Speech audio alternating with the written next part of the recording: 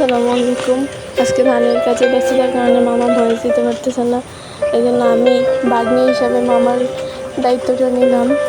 তো বাসায় আজকে ধান আসছে, ইরি ধান, এগুলো এখন সিদ্ধ করবে।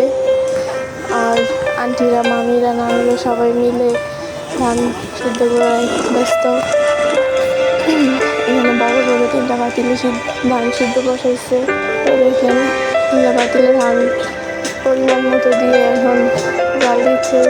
ধান সিদ্ধ হওয়ার পরে এখন ঢেলে নিচ্ছে, সুন্দর পদ্ধতিতে বাঁশ দিয়ে ঢেলে নিচ্ছে। বাঁশ দিয়ে ঢালার পর এখন এগুলো বস্তায় ভরে ঈদগাহে নিতেছে আমার ভাইরা।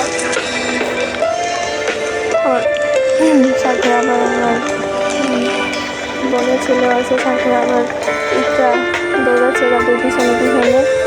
এখন আসলে কি সব ধানের কাজে বড় বড় কাজে সবাই হাতে হাতে কাজ করলে গায়ে লাগে না। এখানে দেখেন আমার আন্টি, আমার নানুরা, তারপরে মামার সব ভাগ্নি ভাগিনারা সবাই হাতে হাতে কাজ করছে।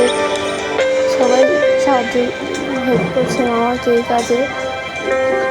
এই যে ওরা বস্তা থেকে ধান ঢেলে দিচ্ছে, এই যেখানে আবার মামা আসছে, মামা এসে ধান মেলে দিচ্ছে, ছড়াই দিচ্ছে। আসলে একটা ফ্যামিলির মধ্যে একতাই হচ্ছে সব, একতা থাকলে সব হয়।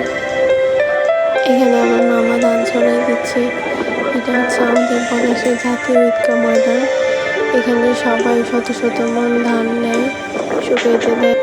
দেখেন কত বড় ঈদগাহ ময়দান, এখানে প্রায় 200 থেকে 250 মন ধান শুকানো যায়। এই ছিল আজকের ভিডিওতে। Thank you for watching. ভালো থাকবেন সবাই। আসসালামু আলাইকুম।